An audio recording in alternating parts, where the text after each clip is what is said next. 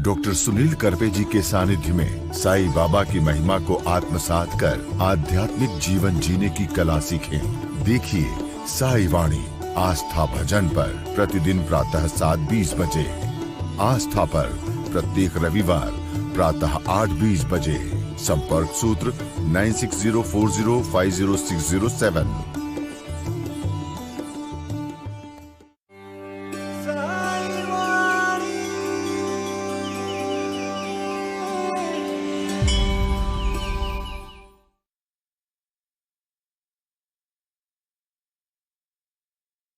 आई तेरे चरणों में कोटि प्रणाम, साई तेरे चरणों में कोटि प्रणाम, साई तेरे चरणों में कोटि प्रणाम, साई तेरे चरणों में कोटि प्रणाम।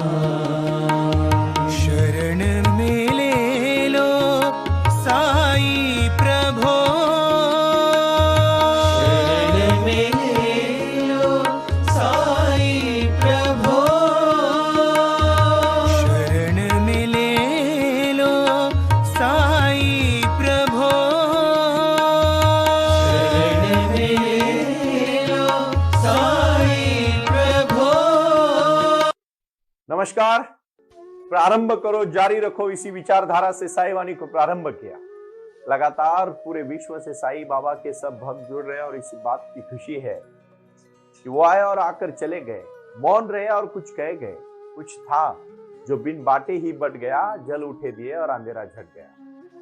साक्षात प्रभु का आशीर्वाद जब एक मानवता भरे इंसान को, पृथ्वी तल पे कार्य करने वाले हर मानव जाति को मिलता है, तो उसके जीवन का सही लक्ष्य और सही मार्ग शुरू होता है। तब तक नहीं, हम हमारे शरीर को जो कर्म करने हैं उस कर्म से पराजित करते हैं, थक जाते हैं लोग। कुछ लोग तो रुक जाते हैं, कठिन समस्या आने के बाद भाग जाते हैं। भगवान की पूजा करने वाले जो महान इंसान हुए, महान जो इंसान के रूप में आए लेकिन भगवान का रूप बने, इसी धरती पर लोगों ने उनको भगवान की तरफ पूजा और उनकी सम्मान किया, वही लोगों की भी तो जीवन में समस्या आई। राजा था दशरथ, अपने बेटे को दूसरे दिन गद्दी पे बिठाने वाला था प्रभु रामचंद्र जी को। हजारों करोड़ों लोगों के प्राण प्रभु रामचंद्र जी ने बचाए, लेकिन अपने पिताजी को ये दुख से नहीं बचा पाए और खुद पुत्र विरह में राजा दशरथ मर चुके। अब सबको पता है, जब मीरा भगवान कृष्ण का लगन लगे और भजन और नृत्य करने लगी, तो उनके पिताजी ने, मतलब उनके पति ने उनको छोड़ दिया और उनके देवर ने उनको जहर दिया। फिर भी मीरा ने वो जहर पी के भगवान की इसमें लीन रही, लेकिन वो जहर से तकलीफ हुई, लेकिन उन्होंने कभी किसी से दया याचना नहीं की। कितने ऐसे उदाहरण दूं। स्वामी विवेकानंद के गुरु रामकृष्ण परमहंस जी को आखिरी में कैंसर हुआ, लेकिन उन्होंने कभी निजी स्तर पर भगवान के पास दया याचना नहीं की कि मेरे को इस कर्म से बचाओ। बहुत ऐसी उदाहरणें हैं जीवन में। अपने वैयक्तिक जीवन में कार्य करने वाले बहुत सारे महान लोग जो आपके इर्द गिर्द है, उन्होंने समस्या झेली, लेकिन कर्म को काटने के लिए इसी शरीर को उन्होंने समृद्ध रखा, ना कि किसी के सामने याचना की। भगवान प्रसन्न होने के बाद या भगवान के दरबार में जाने के बाद क्या मांगना चाहिए, ये मैं आज आपको सिद्धांतिक तौर पर कर्म के सिद्धांत में साई वाणी में कह रहा हूं। भाई और बहनों, प्रारंभ करो और जारी रखो, इसी विचारधारा से साई वाणी का मैंने प्रारंभ किया और लगातार लोगों से जुड़ने के बाद जो आनंद मुझे आज मिल रहा है, जो कार्य करने के लिए मैं आज आपके साथ खड़ा हूं, इसमें बड़ी खुशी है कि धर्म क्षेत्रे कुरुक्षेत्रे समवेताः युत्स्वा मामका पांडव क्षेव किम कुर्वत संजय। इस भूमिका के प्रति, इस भावना के प्रति, इस शाश्वत जीवन के प्रति जो भी समस्या हर दिन रोजमर्रा की जिंदगी में आती है, और ये समस्या आने के बाद हम थकते हैं।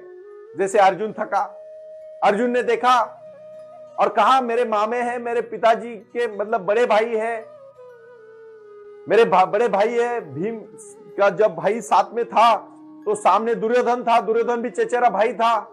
तो दुख हुआ अर्जुन को और कहा कि मैं ऐसे मेरे भाइयों से, मेरे गुरु से, मेरे परम मित्रों से लड़के मैं क्या करूंगा, और लड़ूंगा भी तो मेरे सक्सेस में, मेरे जीत में वो भी खून होगा, मैं क्यों जीऊं? इससे अच्छा है कि मैं भिक्षा मांग के जीऊं। यानी कर्तव्य से विमूढ़।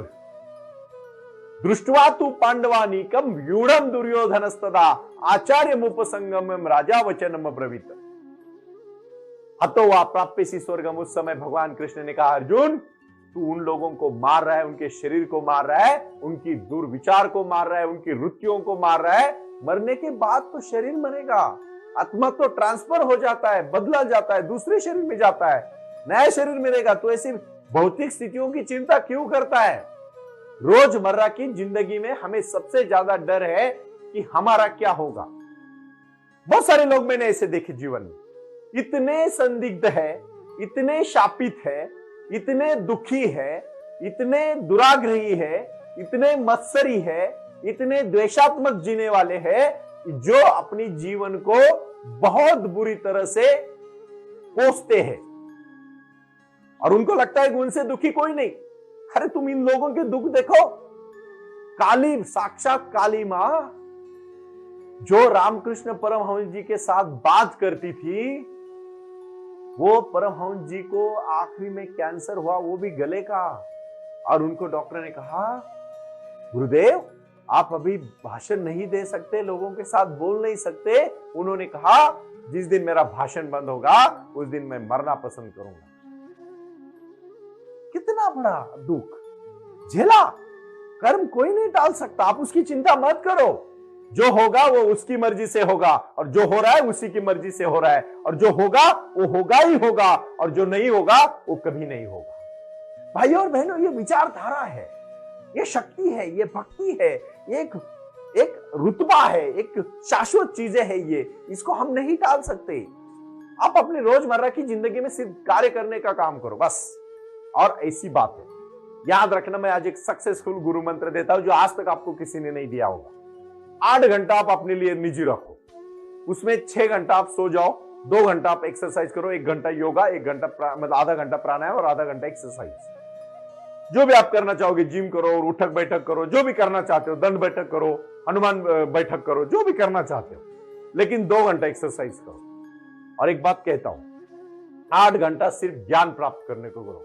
सिर्फ और सिर्फ पूरे ब्रह्मांड में सिर्फ इंसान ही ऐसी शक्ति है जिसके पास सोचने की एक ताकत और बोलने की ताकत भी है। बाकी प्राणियों के पास सब कुछ है, लेकिन बोलने की क्षमता नहीं, विचार करने की क्षमता नहीं। होगी थोड़ी बहुत लेवल पे अलग अलग प्राणियों में, लेकिन इंसान में सबसे ज्यादा है, इसीलिए इंसान पूरे धरती पर राज कर रहा है। लेकिन आपको सच कहूं, वो ज्ञान प्राप्त करता है ना तो दुख कम हो जाता है। जो ज्ञानी है ना वो मूढ़ है, कभी नहीं वो ऐसी किसी भी छोटी छोटी चीजों के पीछे पड़ेगा। जो सच्चा ज्ञानी हुआ उसका उद्धार हुआ।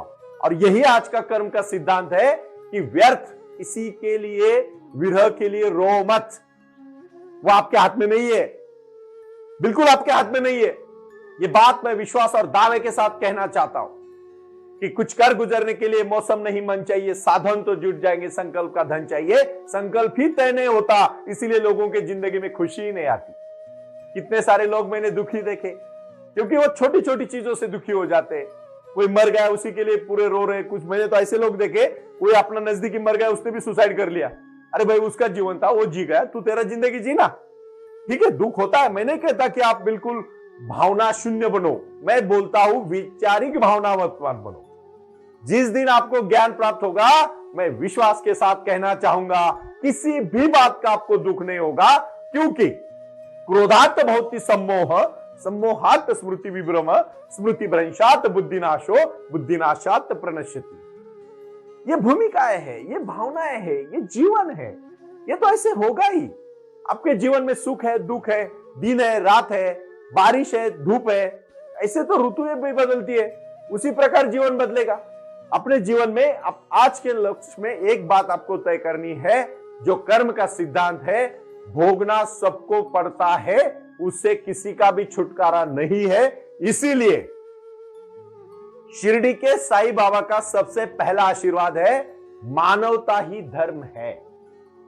श्रद्धा, सबूरी और प्रारंभ करो, जारी रखो। सबका मालिक एक। बस एक बार दृढ़ता के साथ चलो। मैं छोटी सी कहानी से आपको एक बात, आज बहुत प्रीतिपूर्ण कहानी में समझाना चाहूंगा, और हो सके तो इस कहानी को आप अपने जीवन में आत्मसात करना। भाई और बहनों, जो भी ज्ञान आपके पास है ना, उसके अपने जीवन में इस्तेमाल करके लोगों की सेवा करो। सबसे बड़ा कार्य है लोगों की सेवा करना, उनको आनंद देना। उससे जो जीवन बदलता है ना अपना, उससे ज्यादा खुशी और कुछ भी नहीं। ध्यान एक ऐसी शक्ति है जो इस मानव जात में आने के बाद आपको कर्म करना है। कोई इकट्ठा मत करो।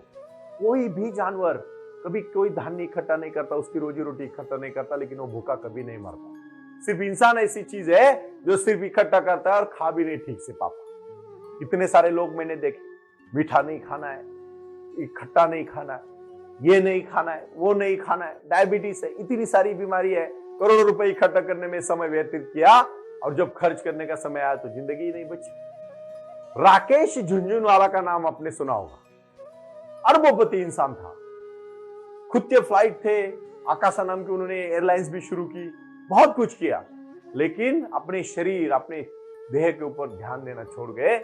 और याद रखना, वो पूरा चीज उन्होंने साम्राज्य खड़ा किया, लेकिन उसका उपभोग नहीं ले पाए। इसीलिए कुछ ऐसे लोग मैंने देखे, आज भी मुझे सबसे प्रीतिपूर्ण और सबसे अच्छे व्यवसायिक, मैं उनका कोई मार्केटिंग नहीं करता हूं, लेकिन निजी तौर पर कहा जाए तो मैं आनंद महिंद्रा जी को बहुत मैं उनका तहे दिल से रिस्पेक्ट करता हूं, क्योंकि उनकी सेहत, उनका एक शरीर, उनका मन, उनके विचार, उनके ट्वीट्स, उनका कार्य, उनका कंट्रीब्यूशन, उनका समाज, उनका कार्य, उनका व्यवसाय, उनका व्यापार, उनका उद्यम, उनकी सोच, उनकी भाषण, जब भी मैं पढ़ता हूं मुझे बहुत खुशी होती है। ऐसे परफेक्ट इंसान होने चाहिए। हो गए उनके जीवन में भी निजी तौर पर दुख सुख होंगे, वो कभी ज्यादा उन्होंने सार्वजनिक तौर पर नहीं बताया, लेकिन उनकी व्यवहार, उनका समाज देखने के बाद दिल खुश हो जाता है। उसी प्रकार होना चाहिए। इसी को कहते हैं जीवन। क्योंकि अपने कार्य में लगते समय, मैं बहुत पहले आपको पुरानी कहानियां बताता हूं, अभी मैं इर्द गिर्द देखता हूं कहानियां। हर दिन मेरे को एक पात्र दिखाई देता है, हर दिन जीवन में एक कार्य दिखाई देता है, हर इंसान में मुझे एक वो अहमियत दिखाई देती है जो उसमें होनी चाहिए। और इसीलिए कर्म का सिद्धांत ना टाले।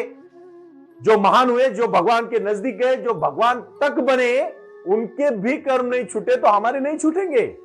आज मैं दम के और डट के मैं इसीलिए कहना चाहता हूं, क्योंकि इस बात को आपको भोगना पड़ेगा, कभी छुटकारा नहीं इससे। ये मत सोचिए कि आपको इससे छुटकारा मिलेगा, और कोई इसके भगवान की इसमें कोई भी वशीलेबाजी दलाली नहीं चलती।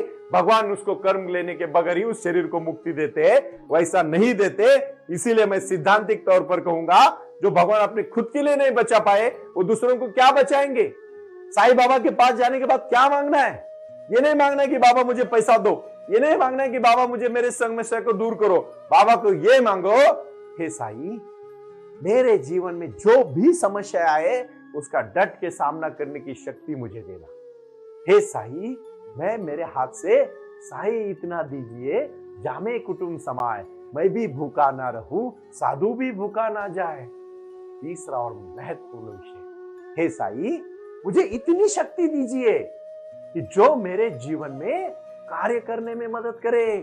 इन सब चीजों के प्रति उठो भाइयों बहनों, रुको मत, कार्य करो, डट के खड़े रहो, और संभाल के काम करोगे तो जीवन बदलेगा। भगवान से क्या मांगना है आपको? आपके कार्य में तो फल मिलेगा। आप जितना आउटपुट दोगे, इनपुट दोगे, उतना आउटपुट आएगा। अगर इनपुट नहीं दोगे तो आउटपुट कहां से आएगा? कर्म करोगे तो ही फल मिलेगा। बिना कर्म किए कौन देगा आपको? कुछ भी नहीं देगा। इसीलिए अगर जीना है तो कर्म करना पड़ेगा, और अगर मरना है तो फिर कुछ नहीं करना पड़ेगा। और क्यों नहीं जीना है? जिंदगी अगर हमारे हाथ में नहीं है तो मृत्यु भी हमारे हाथ में नहीं है। मैं खासकर उन लोगों को आज कहना चाहता हूं जो कर्म से भागना चाहते हैं। और बहुत ऐसे लोग हैं जो अपने कर्तव्य से भागने के लिए उनका बड़ापन समझते हैं, और ये गलत बात है। इसीलिए कुछ कर गुजरने के लिए मैं कहता हूं, मौसम नहीं मन चाहिए, साधन तो जुट जाएंगे, संकल्प का धन चाहिए। और वो संकल्प होना चाहिए वैचारिक संकल्प, दृढ़ता वाला संकल्प, मानवता वाला संकल्प, प्रगल्भता बनाने वाला संकल्प, और राष्ट्र को निर्माण करने वाला संकल्प, बस और कुछ। और ये बनना है, कुछ करना है। और इसीलिए यत्र योगेश्वरो कृष्णो यत्र पार्थो धनुर्धरो तत्र श्रीर विजयो भूतिर ध्रुवा नीतिर मतिर मम। क्योंकि काम एश, क्रोध एश, रजोगुण तम भव, ये भूमिकाएं है।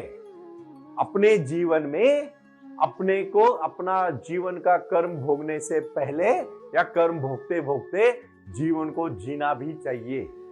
आप बोलेंगे जीने वाली कौन सी बात है? रोजमर्रा की जिंदगी में खुशी से जीना ही जीवन है। जीवन कोई पड़ाव नहीं है भाइयों, जीवन कोई अंतिम लक्ष्य नहीं है। हर दिन जीना ही जीवन है। सच कहता हूं मैं, कोई लक्ष्य नहीं होता बड़ा जीवन का, जीने का कोई लक्ष्य नहीं, जीवन ही लक्ष्य है। हर दिन की जिंदगी जीना ही लक्ष्य है। आप ठीक से सुनो मैं क्या बोल रहा हूं। हर दिन जीवन अच्छी तरह से जीना ही जीवन का लक्ष्य है, ना कि जीवन में कुछ पाना लक्ष्य होना चाहिए। कुछ पाने के बाद क्या? कुछ लोग बहुत अच्छे तय करते हैं कि मैं ये पाना चाहता हूं, जिस दिन वो चीज पा लेते हैं उस दिन फिर से दुखी हो जाते हैं, क्योंकि और आगे का पड़ाव दिखता है। कभी आदमी इंसान कभी खुश नहीं होता, और जो इंसान खुश होता है वो ज्यादा भागता भी नहीं अलग मार्ग से। मैं नहीं चाहता कि आप दुखी हो जाओ। कर्म है उसको भोगो, इसीलिए प्रारंभ करो और जारी रखो। इसी विचारधारा से साई वाणी से जुड़ो। ओम साई राम, प्रणाम। ओम साई राम, प्रारंभ करो जारी रखो। इसी विचारधारा से साई वाणी का प्रारंभ हुआ। शिरडी के साई बाबा का आशीर्वाद पाके खुद अपने जीवन में एडवोकेट डॉक्टर सुनील नाना साहेब करपे जी ने साई वाणी के इस कार्यक्रम को प्रारंभ करते हुए 21वीं सदी को सही में साई बाबा के आशीर्वाद से लोगों के जीवन में बदलाव एवं खुशियां लाने के लिए साई वाणी का प्रारंभ किया। लगातार लोग साई वाणी को सुनते आ रहे हैं। साई कृपा जो साई ध्यान से जुड़ी हुई है, क्योंकि मेडिटेशन ही एक ऐसी शक्ति है जो जीवन में क्रांति ला सकती है, बदलाव ला सकती है और खुशियां दे सकती है। लेकिन उसके लिए प्राणायाम बहुत महत्वपूर्ण है, और अपने संकल्प के प्रति अडिग रहकर उन्होंने प्राणायाम की श्रृंखला को अपनी शक्ति से जोड़ा और उसको साई क्रिया के माध्यम से साई ध्यान के प्रति वो लगातार लेके चले गए। इन सब क्षेत्रों के लिए एक ऐसा परिक्षेत्र होना चाहिए जहां लोग आए और रुके। शिरडी में साई बाबा के समाधि के आशीर्वाद के बाद उनको ज्ञान और ध्यान दोनों की शक्ति देने का प्रयास किया जा रहा है। इसीलिए साई बाबा की 65 फुट हिंदुस्तान की सबसे बड़ी प्रतिमा बनाकर वहां बाबा का मेडिटेशन सेंटर खोला गया है। साई आंगन इस नाम से यह जाना जाता है।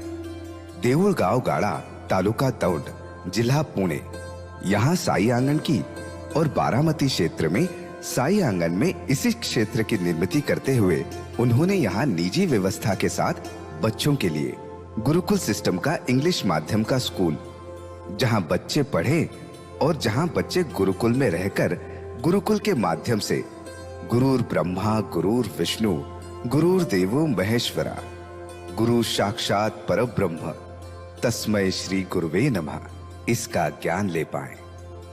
इसी के लिए इसे पूरी तरह से सीबीएसई एवं गुरुकुल के माध्यम से बच्चों को एक सुजान एवं भारत का एक ज्ञानी और अच्छा नागरिक बनाने के लिए वे ये कर रहे हैं।